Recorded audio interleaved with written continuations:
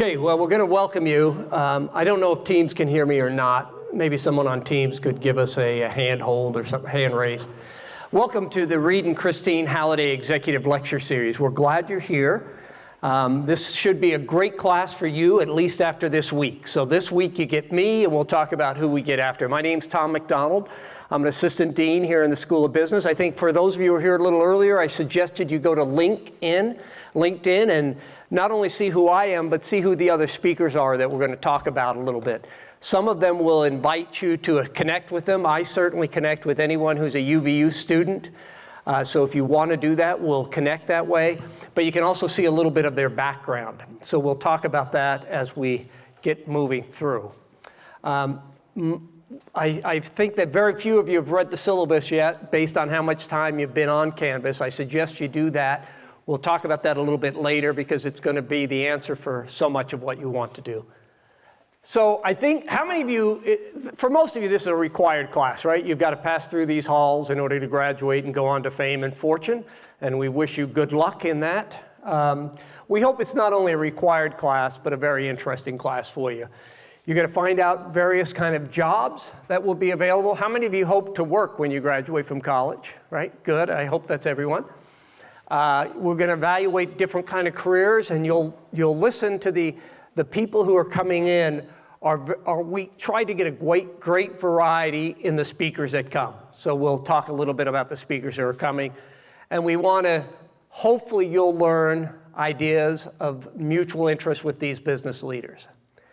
I hope you can get comfortable with being uncomfortable, because not everyone will want to do life exactly as you think you want to do life. And so there'll be, I don't have a screen up. So they'll have different ideas, different opinions of what they want to do, and some of them will resonate with you completely, and some of them not at all. And technology is wonderful when it's worked. So the title of this course is an executive lecture series. It's sponsored by Reed and Christine Halliday. But as we talk about leadership, there are many types of leaderships. How are we doing? We can't do anything, so. Okay, so one of them, you've all been in some kind of leadership. Maybe only as I push buttons it'll work. I don't know what the magic is. I'm seeing it just fine on my laptop. Do you know this is a screen problem? Yeah. You're still trying to work on it. So I'm going to tell you there, occasionally you'll get something pops up, but there'll be different types of leadership that you're in. Whether you were in a part-time job, in a scout troop, in some youth organization or whatever, you've all experienced some degree of leaders. If you're in family situations, you've done that as well. And all of you have been leaders of some sort. How many of you have had a job at some point before now in your life? I'm guessing virtually all of you. Did you learn only good leadership skills, or did you learn some things you didn't want to do? Did some of you learn things you don't want to do? Okay. My guess is from these leaders and from myself, you'll learn things that you might want to emulate, and you'll learn things that you don't want to do anything like.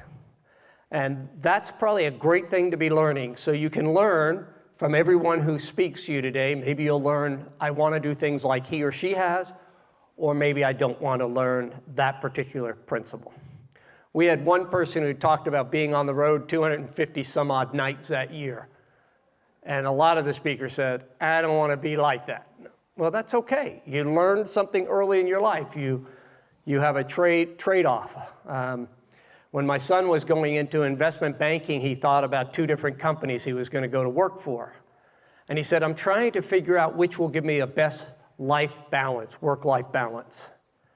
And I said, when you're going into investment banking, you're talking about horrific and terrible. Neither of them are going to provide that for you.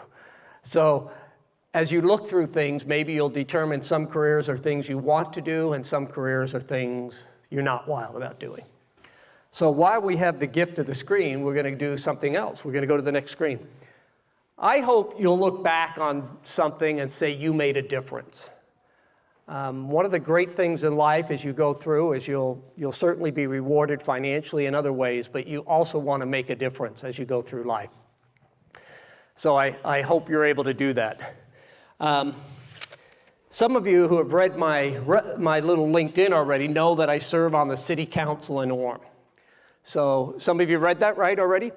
So 8 or 9 years ago, I was elected onto the City Council, and this summer I just finished another campaign and was reelected to a third term on the Orem City Council.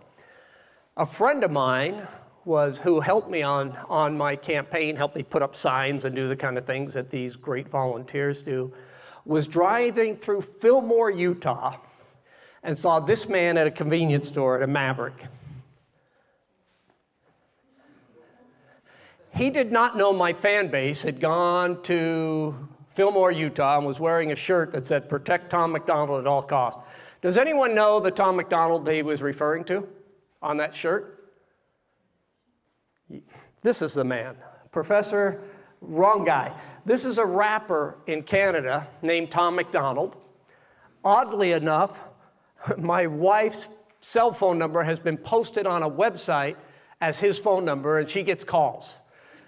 And the first call I got, gratefully it was her cell, that's not very nice, gratefully it's her cell number, was during the election time. And the guy said, "I'm a big fan of Tom MacDonald. Could you please have him call me?" Because it got up about the same time I was running this last summer. And I called this guy and quickly found out he was a fan of a different Tom MacDonald. So that is not your instructor, but if you want to buy t-shirts that say "Protect Tom MacDonald at all costs," his website has them available. This is me. I'm an assistant dean in the School of Business, and I should go back I'm just happy to be here. I truly am. I'm excited to have this class. You know, you're coming into a new semester and ready to get rock and rolling. Professors have to do that too, right? They've got to gear up and say, how do I make this exciting for the next group? And I'm excited to have you here. I'm excited to have a little connection with some of you, and if we have more discussions, we'll find out more of those connections. I'm going to talk briefly about what this class requires, and then I'm going to discuss some business things that I've had experience with. For those of you who've looked at my resume, you see that I'm not a career academic. I've been at the university 6 or 7 years when then President Holland called me and asked me to come after I had another exit from a company. And he suggested, why don't you come work here? And it's been a delightful chapter of my life. I'm really excited to do that. But I've been primarily in business world, and you can see that in LinkedIn if you're interested. Most of the questions that you might have about the details of this class are in the syllabus. And for those of you for whom that's still a mystery, I encourage you to open that and take a look at what's in the syllabus and find out some of the answers to questions you might have. About grading, I'll review very quickly, but more details will be in. For those of you who've walked in a little bit late, I hope you took a picture of the QR code outside because that tells us you came and gets you points for attending the class. It also tells us if you come late, and you'll probably get a nasty note from Madison, our TA. In fact, if it's not in the syllabus, you ought to ask the TA. We have 180 people in this class, and so a lot of the repetitive kind of questions Madison will handle. Madison's here. Madison, raise your hand, stand up, let them take a look at you. She's also the woman. Do we still have some openings for lunch? We have a lunch right after this class with the speaker who's there. We invite 10 or 12 students to come with us. So if you'd like to come, get a free meal, and B, hopefully A is to meet with the speaker. We'll talk about who that is each week. B, also get a free meal, and C, you get some 5 points of extra credit for coming to up to 2 of those. For those who would have time, some of you have a 1 o'clock class. We allow you to leave at 1 if you need to. It's a great meal provided by our catering group, and you can text Madison. I mean, reach out to her on Canvas, I think, is probably the best during this class, and her email address is up there, but I think you can reach her through Canvas. Any questions on that? Okay. You know, this is I hope you'll come to this class anxious to ask questions and think about questions, because most speakers will leave 10 minutes or so at the end of the class period for you to ask questions. So if you get stuck with 150 people or so that we have here today, I hope you can always think of some question you can ask this speaker who comes. Okay? I'll let you try out on me in just a little bit. We're going to talk quickly about grading. There's just A, B, C, D, and failing in this class. You get 90 points, you get an A. 90 points, you get a D. 100 points, you get a C. 110, you get a B. And 120 or more, you get an A. We'll have no minuses or pluses. It's just A, B, C, or D. So if you get 119, what are you going to get? B. Thank you very much. And how you get them are pretty. This is an in-person class, and I know there are people who can't always make it in person. But the reason we have it in person is we don't want the speaker to come and speak to empty chairs. So it's an in-person class. For those of you who are watching it on Teams or will watch it on review after, you can still get an A. You just might have to catch an extra class. You get 9 points for attending the class and writing a review. Most of you have your laptops open. You ought to be writing your review right through this class. Frankly, you can get an A out of here and gain nothing, or you can get an A out of this class and gain a lot. I hope you'll get an A, and I hope you'll gain a lot. It's not hard to get a good grade in this class. Attending and taking notes and interacting, you'll get an A.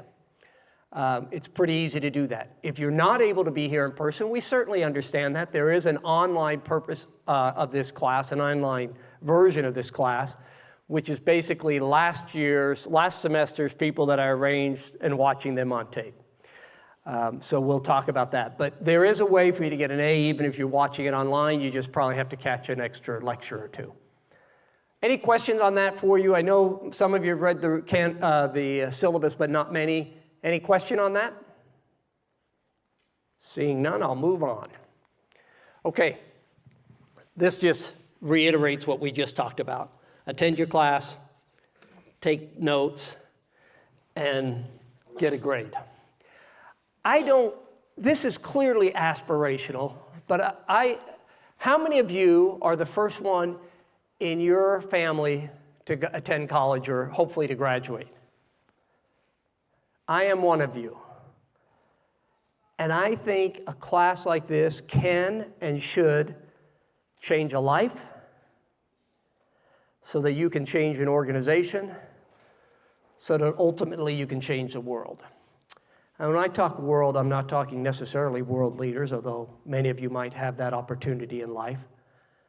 But when you change the trajectory of your family, you've changed their world.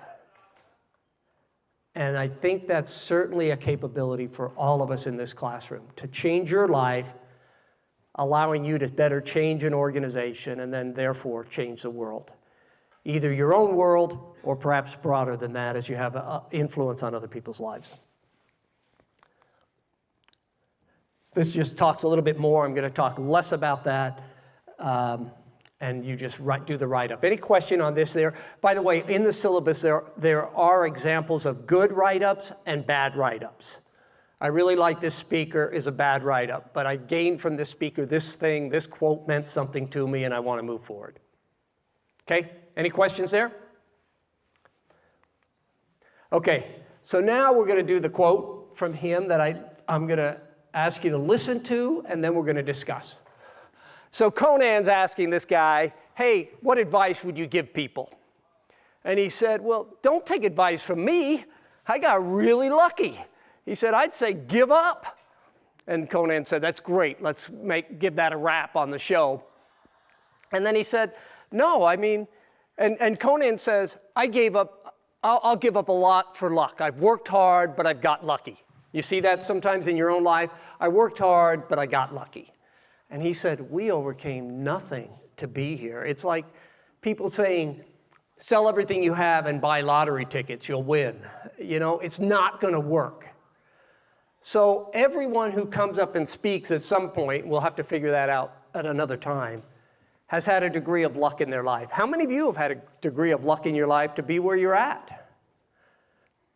So is it luck? Is it hard work? This is where I'd like class discussion. Let's talk about that. How much of it's luck and how much is work, and how much is a combination? Let's talk, would you please? Share an idea, please. CJ. Yeah, I really love the phrase fortune favors the prepared. Did you hear that? Fortune favors the prepared, excuse me. The work you put in is getting yourself ready to take the luck that comes your way. Okay. Opportunities will show up, they'll be there, and you get lucky in a lot of situations, but how many of those lucky situations go past you because you weren't ready to grab it? That's kind of what I like. Okay, I think you could all hear that. Maybe on Teams you couldn't hear it, but if you got prepared and luck came your way, something happened. Anyone else, please? I don't know your name, sir. My name is Andrew. Andrew, I'm going to just let you use my mic. Okay, perfect. Kind of going along with what he said, one thing that I've specifically learned is, sometimes you have to be in the right place at the right time, but part of the work is getting to that right place. Okay. So sometimes, we do luck out, but we kind of have to work to be in that spot in order to get that luck in the first place too. So he talked about the importance of getting in the right place. Yeah. How much does your college grading and opportunity get you in the right place? It sets you in the right direction. Right. I think the first job you get, it's much more important what you learn than what you earn. Because if you learn properly, you're all prepared for the next one. You left your car in the room. Thank you for picking it up. And I don't think you ought to be afraid of failure. I think if these speakers are honest, they'll talk about items where they failed, because that helped them prepare. Any other questions? Any other thoughts about that luck? And also you're seeing people at a later stage in their life where they've had some degree of success, and sometimes we forget. I'm sorry, I didn't see your hand there. It looked right past you. Would you like the mic? Sure. I would just say carpe diem, so seize the opportunities as they come. I mean, be prepared and always vary your skills, but seize any opportunity you get, because you never know what you're missing if you don't take the opportunity as it comes. What about if I have failures? Was that bad? No. A question, is failure the opposite of success? It's a learning opportunity. So you say it's a part of success. Yeah. Okay. Are you going to have failures? You ought to be failing regularly if you want to reach your potential. If you're never failing, you're really not doing all you could. Okay. I want to explain this. You've seen these things before, right? Normally we only see above the waterline, right? They come in and they're successful and they look like everything's going wonderful. What happened below the line? How many of you feel like you're below the line right now? Is that a bad place to be? Okay, many thought they were below the line, and at least from their head shakes, didn't think that was bad. Where is character developed? Below the line or above the line? Below. Okay. Where's your reputation created? Yeah, sometimes people just see above the line and they say, oh, look at this man or woman. Look at how much success they have. The trappings of success, perhaps wealth or whatever. And below the line, they didn't see all that character being developed, right? I trust that you'll know. How many of you feel like you're not sure you're ever going to get above the line, above the water line? But almost everyone who's had any degree of success felt that.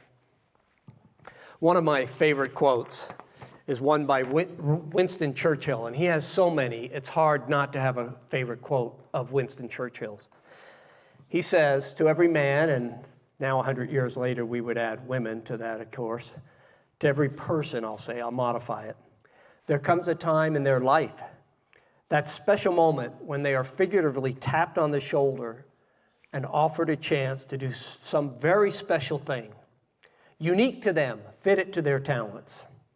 What a tragedy if in that moment finds them unprepared or unqualified for the work which will certainly be their finest hour.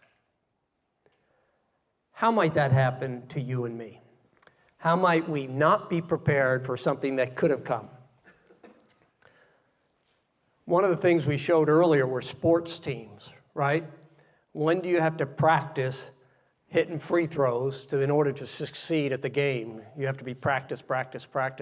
If you're not prepared, you could blow what could have been your finest hour. Maybe some of you had that finest hour in your high school class of some sort where you sunk the basket or made the catch at the end of the game to win. But often in life, they're not as dramatic as that. Although everyone in your high school class might remember if you lost, at least by their 20th reunion, hopefully they're no longer remembering that. So I believe you're going to find great character. We're going to find people of character who've had a lot of tough trouble below. Okay. Winning at all costs never equals success. Have you noticed anyone in your life who you think won at too high of a cost? And what might that cost be? More figurative than requiring an answer. But I think you've got to realize that getting an A in this class is relatively easy. Getting an A in another class by cheating isn't probably worth the cost. Okay? Now I'm going to suggest that early in my college life, I heard that I shouldn't take classes, you should take professors. Well, we're going to give you a dozen of them in this class to take, and I'm going to talk a little bit about them. Some of them I have never met before, and some I've known for over 30 years. I'll introduce you to the professors that you're going to get to take every week. Madison will take, if one of these people are someone you say, I definitely want to have lunch with him or her, you should be sending Madison a note on Canvas during this session.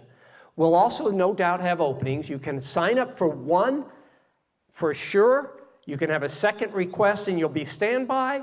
And then if people don't show up, we have some students who come to virtually every lunch because they like the meal, but more importantly, they like to connect with people. So if there's someone on this list that you really want to visit with, and frankly, if too many people sign up for this, we'll just order additional lunches if we know a couple weeks ahead. So if you see someone up there you really want to meet, send it to Madison right away and we'll have you on the list. So you get one first choice, a second choice, and then a bunch of standbys based on availability, right?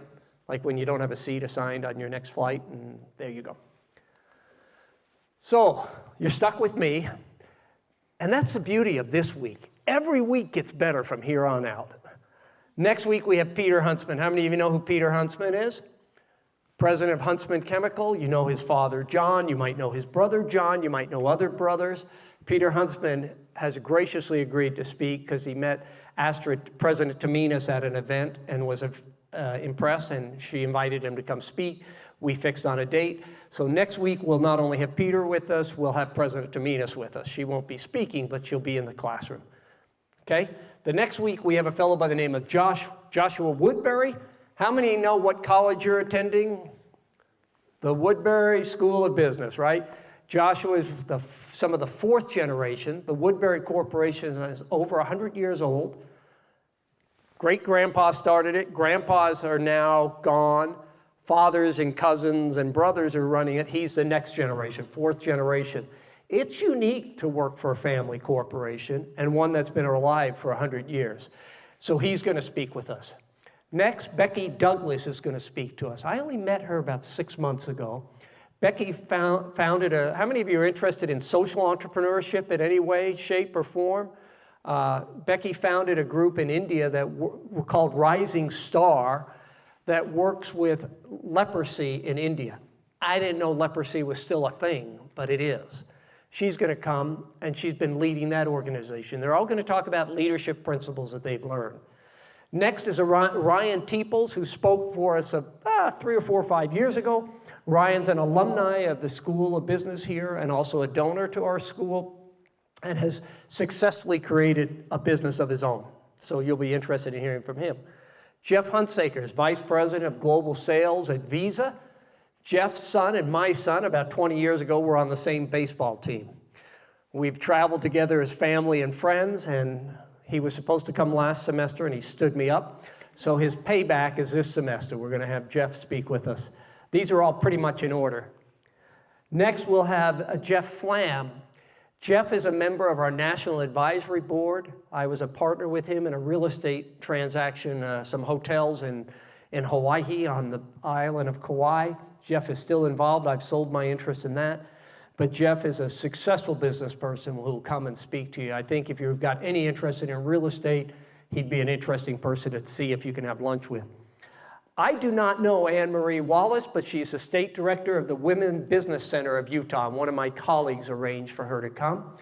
She's running an organization at a state level, which will have very different type of leadership.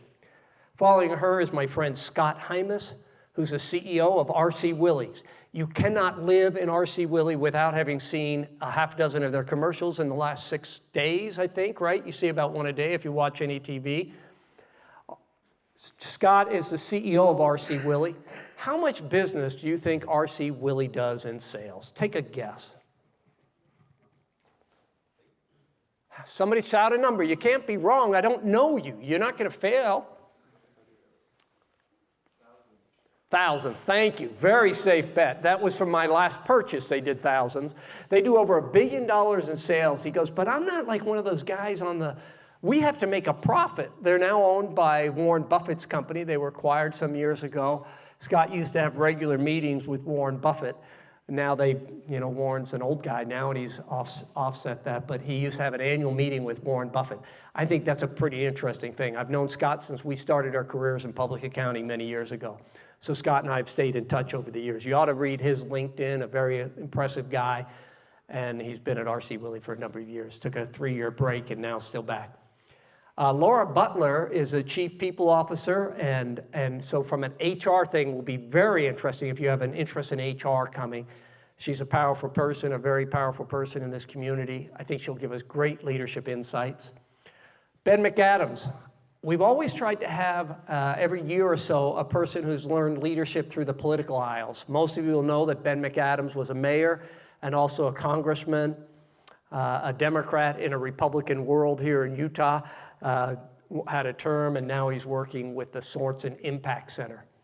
I saw Ben at a meeting, and I introduced myself, told him I was on the city council, talked for a minute, and I said, great, can you come speak to my class?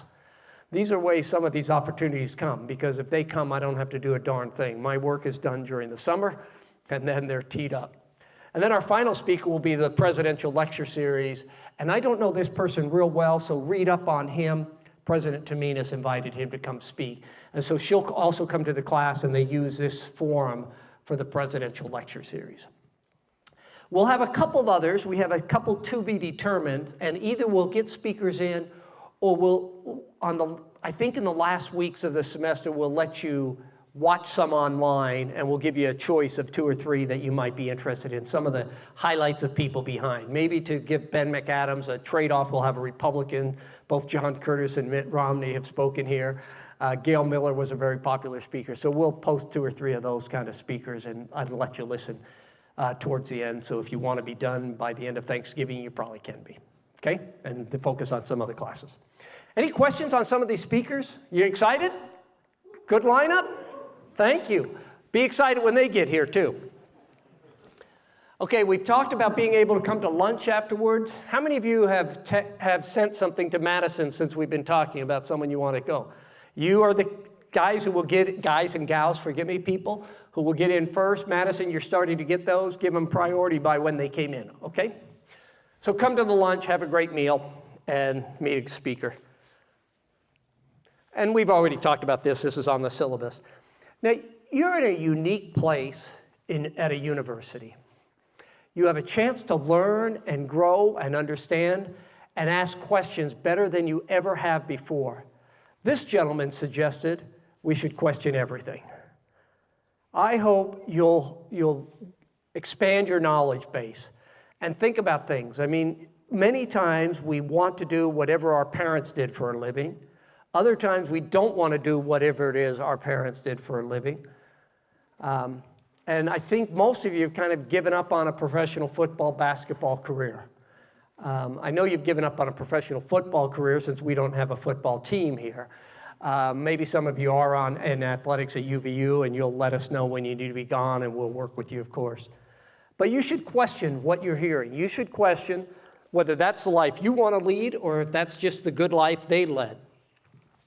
I've already talked about failure not being the opposite of success. You helped me with that, but a part of success. But don't be afraid to do something you're not qualified to do. How do you apply that in your life? Have you ever been asked to do something tough? Did you maybe not know how to do it? Did you say yes anyway? How did it turn out? If you failed, is that a bad thing? No, in fact, many times in interviews, people want to know about a failure you've had, and they don't want to hear what's your weakness. Oh, I always work too hard. I dedicate myself too much to my business. No, they don't want to hear that. They want to hear about a real failure you had and what you learned from it. Okay. I'm going to tell you, this is my wife and I. I should have pictures of my children and grandchildren, but my wife and I visited, who knows where that is? That's the north rim of the Grand Canyon. So in 2018, my wife and I visited that with some friends, and I said, I saw other people hiking out of there, and I said, I want to hike the Grand Canyon from rim to rim. Have any of you done that? And I thought, I'm going to do that. So I talked to my boys.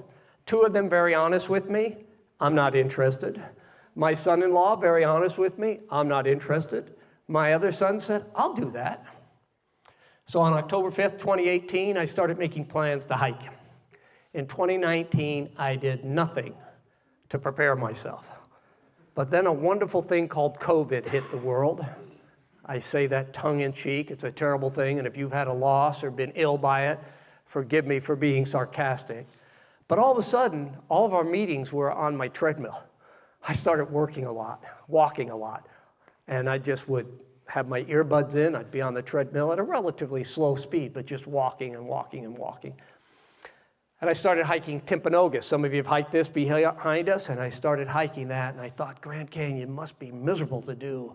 And so one Friday, I hiked it twice in the same day, if any of you have done that, just up to the saddle, but I did it twice in the same day, and I said, I'm ready to go. I can do the Grand Canyon.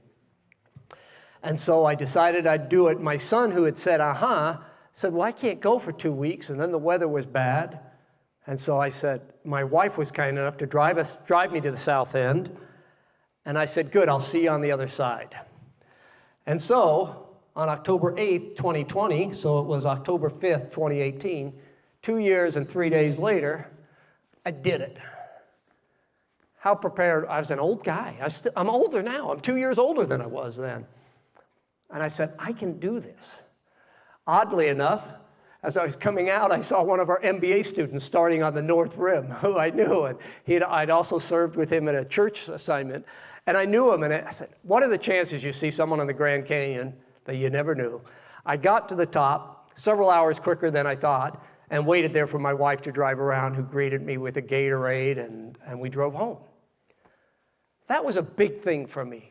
For you, maybe not. Maybe you are fit and excited and can do those things. But that was a big deal for me. But it was tough. And I set a goal, but then I had to prepare. And I did nothing in 2019 to prepare, but in 2020, I did. I think if we did everything we could possibly do, we could astound ourselves by what we would do. But what did I do in order to be able to accomplish that task? I prepped, right? I had another friend who's here at the university who said, you're way over preparing. And I said, well, I'm going to do TIMP twice this week, and I'm going to get it done. And then I did it. I hiked, that was on a Friday, and the next Wednesday I hiked the Grand Canyon. I lied, I think it was a Thursday. We drove down on a Wednesday. But anyway, I prepared. So who knows, do something today that your future self will fail. I'm sorry, I don't have my notes in front of me. I thought I was at another slide.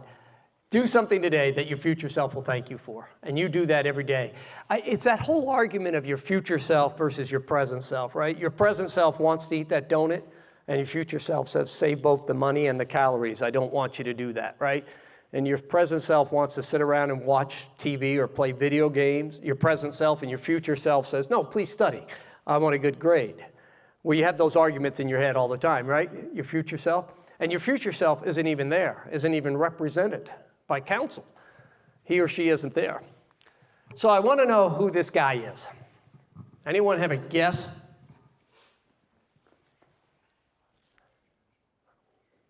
See, when I ask a question and then I don't say anything, that's time for you to say something. So say, any guess? Your father? Thank you. A good-looking man, but not my father. I'm going to show you him in a different outfit and see if you could recognize who he is. Who is that man? I'll give you a clue. He's a first. Neil Armstrong. Does anyone know a famous quote he made? And there's an off-color one that has been attributed to him that is not true. So if you know that one, we're not going to say that one. Who knows a famous quote he made? One small step for man, one giant leap for mankind. A wonderful, I mean, most of you had that committed to memory, right? I bet few of you know this quote.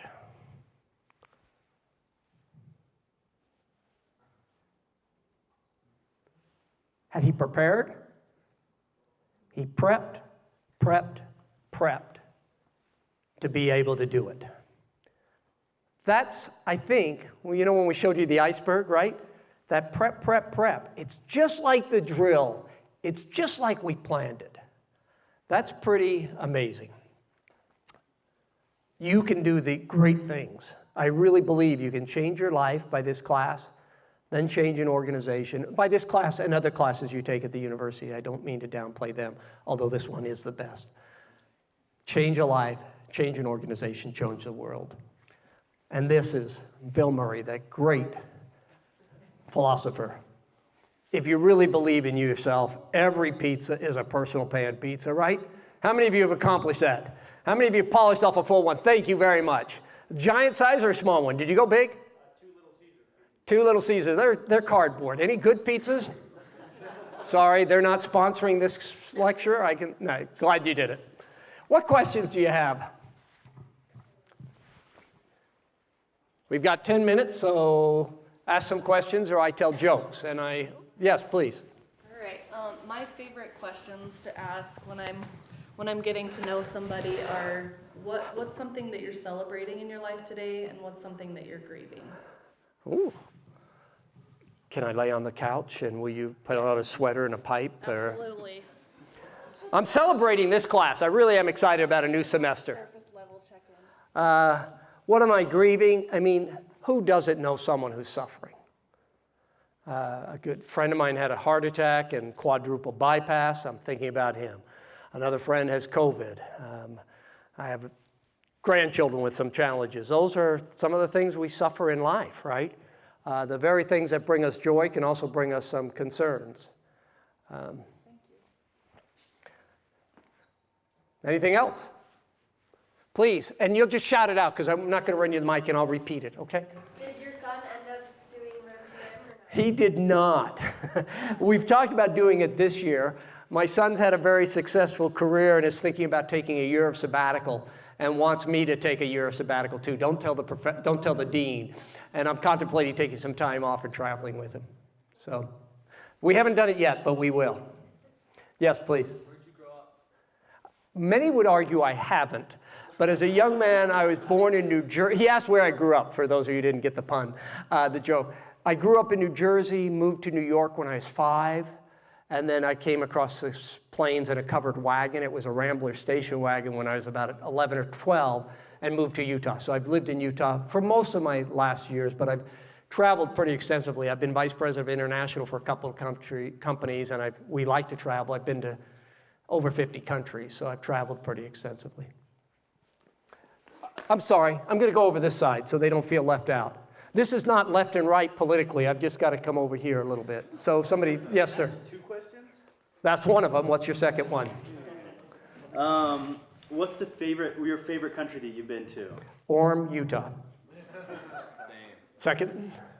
You had another question, I'm sorry. He asked what my favorite country is. Certainly the unique countries are the Saudi Arabias of the world, and traveling into some of those countries, or going into Africa is very unique and poor, but coming home is always my favorite. But Paris we love. We love Paris. We love most of the Mediterranean area, so.